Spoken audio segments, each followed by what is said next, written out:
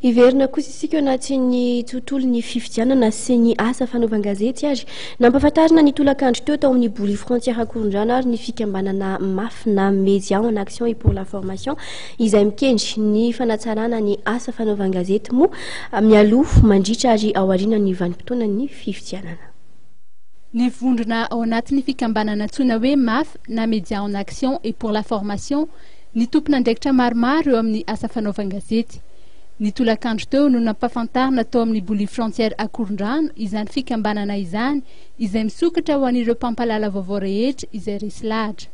Nilaza ny filohan'ity fikambanana MAF ity fa miditra amin'ny kion-dalana ny firenena ary manana andraikitra lehibe ny mpanao gazety izay tokony hanatsara ny asany mialoha sy mandritra ary aorian'ny ny fifidianana. Miditra amin'ny kion-dalana ny firenena amin'izao fotoana izao zany mieritrretina zany dia hoe mba hoe mba hamandray antsara amin'izany ny mpanao gazety amin'izay mamety azy tsika hoe fa mamoaka vaovao foana isanandro milaza vaovao fa dia sisa hoe maninona moa zany raha mba somary atsaraina ny asantsika rehetrarehetra dia ifanampintsika mpanao gazety zany amin'ny fanaovana an'ity asa filazana ny vaovao ity indrindra amin'ny resaka fifidianana ohatran'izao satria izao zany tena zahatra manahirana indrindra eo amin'ny fanaovana ny vaovao zany na ao anatin'ny alohan'ny propagande na ao anatin'ny propagande na ao anatin'ny na amin'ny andro fanaovana ny fifidianana na ao amin'ny fanomezana valim-pifidianana zany rehetrarehetra zany dia tsara ihany mba hoe fampizaraina traikefa izany zay zany dia fikambanana ity zany dia anisan'ny asany atao zany tsy zavatra zay hoe manabea izay hoe mampiroborobo zany manao promotion zany mampiroborobo reny miatontsika hoe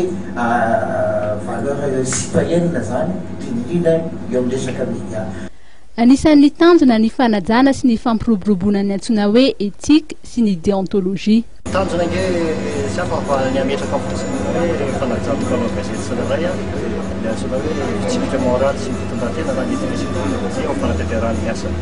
Zavatra tsy vaovao amin'ny mpanao gazety zany fa iaina ny isan'andronandro rehefa manomboka latsoratra izy na mamaky latsoratra na mamoaka vaovao amin'ny onjam-peo na any amin'ny fahitalavitra. Saingy amin'ny fotoana ny fifidianana tahaka izao mety misy ny fakapana maromaro ampy vola ny vaovao inona moa ny vaovao. Ny olona nge rehefa manome vaovao amin'ny gazety ianao na amin'ny radio dia ny vaovao maro sy tena ilain'ny mponina fa makafanapa-kevitra amin'ny fifidianana ohatra hoe ity no safidiako na ity zay no tadiavina. Dikan'izany tokony ho samihafa mihitsy ao anatin'ny gazety na ny radio na ny télé hoe ity dokam-barotra ity lahatsoratra soratan'ny gazety. Izay tanjona rehetrahan'ny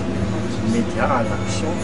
hotratrarina miara-miasa amin'ny mpanao gazety amin'ny mpanao gazety rehetra zany manerana Madagasikara. Voalaza nandritra ity fionana tamin'ny mpampalala vaovao ity fa tsy manana eritreritra isolovaikana ny ankolavitry ny mpanao gazety na ny fikambanana hafa ity fikambanana MAF ity fa fotoana izao ametrahana zavatra matotra sy ara-dalàna araka ny voalaza n'Andriamatoa Sylvain Ranjala tompon'andraikitra avy eo anivon'ny Vondrona Express. Maro ireo asa izay atao raha tsy laza afa-tsy ny fizarana traikefa, ny fampiofanana samihafa, ny fanapareana ny torolalana ho an'ny mpanao gazety raha tsy laza afa-tsy ireo. Eritreretina ihany koa raha ny fantatra ny fananganana laharana maitso iarahana amin'ny OIF izay azon'ireo mpanao gazety izay misedra olana samihafa amin'ny asany mandritra ny vanim-potoana ny fifidianana antsoina mba ahafana mahazo torohevitra amin'ny fikambanana MAF. Amin'ny maha Média en Action an'ity fikambanana ity dia sady asa izy no hiaro ihany koa ireo mpanao gazety izay manao ny asany araka ny tokony ho izy.